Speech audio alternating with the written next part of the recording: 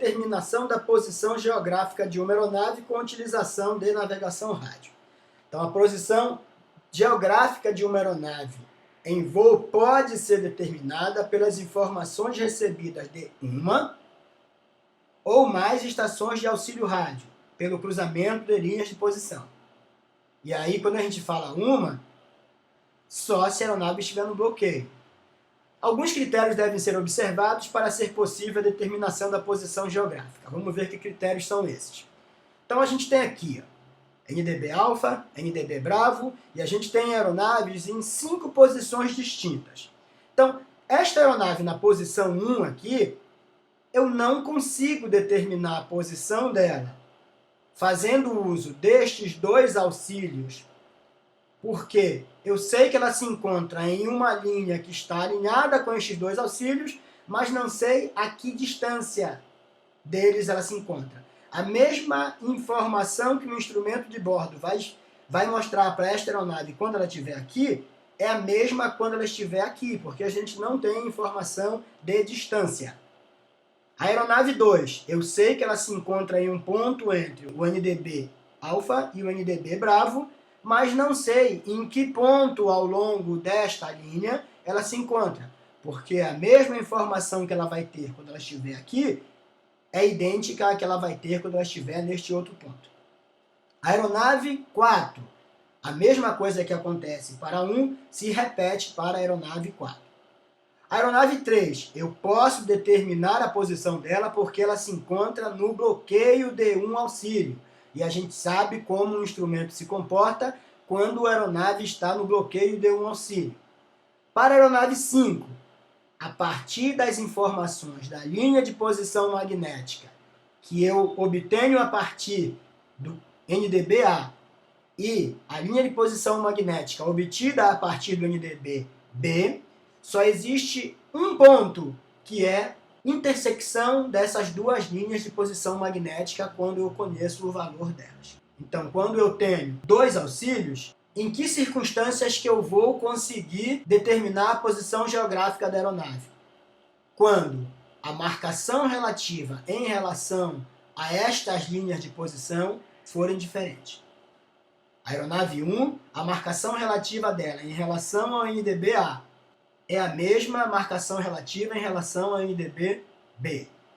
A aeronave 2, embora sejam valores diferentes, a marcação relativa em relação ao NDB-B é 0 ou 360 e a marcação relativa em relação ao NDB-alfa é 180. São valores recíprocos, defasados 180 graus. Com esta condição, eu não consigo determinar a posição exata da aeronave.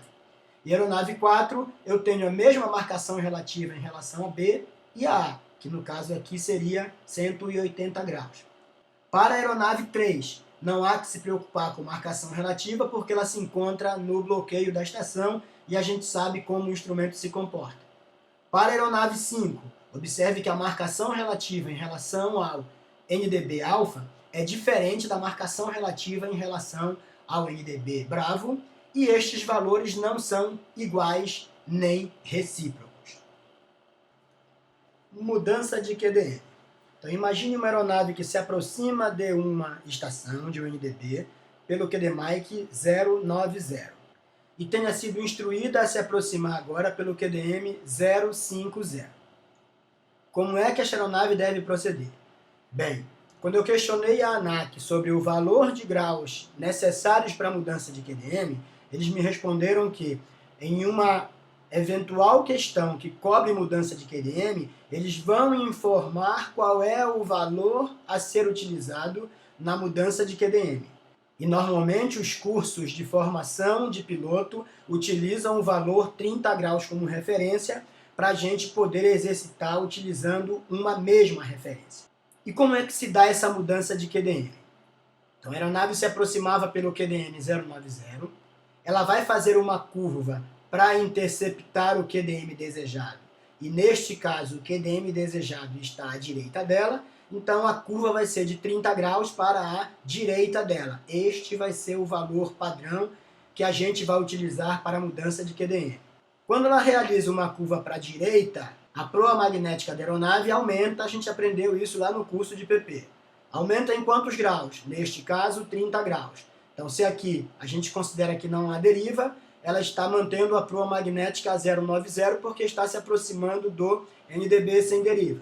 Quando ela faz 30 graus de curva à direita, ela passa a voar com a proa magnética 120. E ela vai voar com esta proa até interceptar, teoricamente, até interceptar o QDM desejado, que no caso é o 050. A gente tem os elementos. Proa magnética de interceptação vai ser igual ao QDM atual, mais ou menos 30 graus.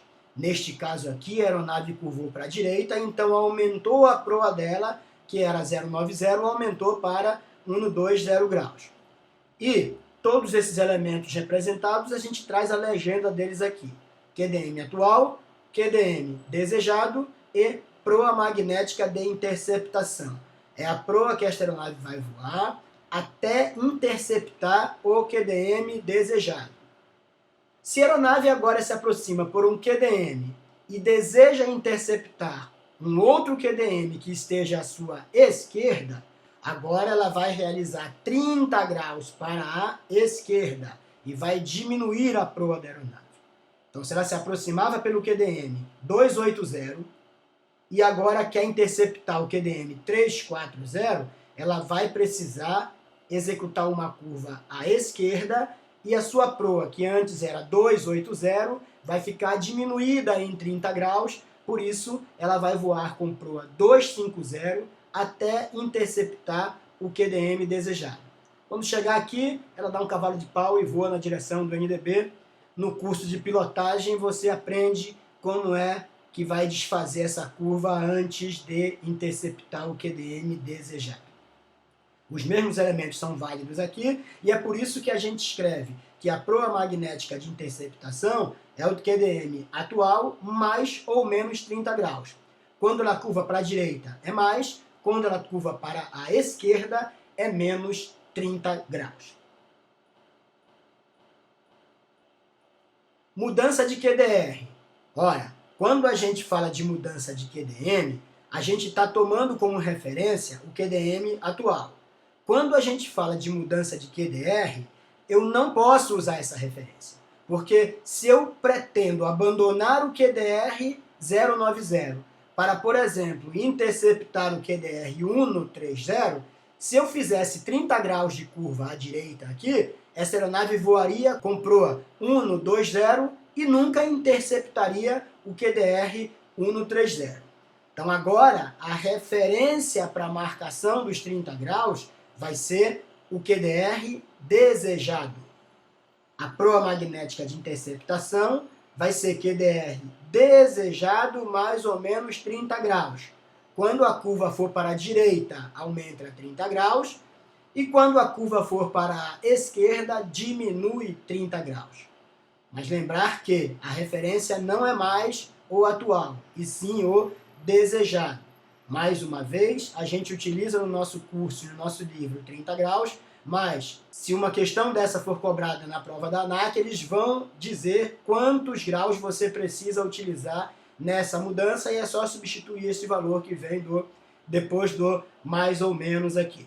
Primeiro caso, a aeronave se deslocava no QDR 090 e, pretendendo interceptar o QDR 130, efetua uma curva à direita de modo que sua proa vai formar 30 graus com o QDR desejado.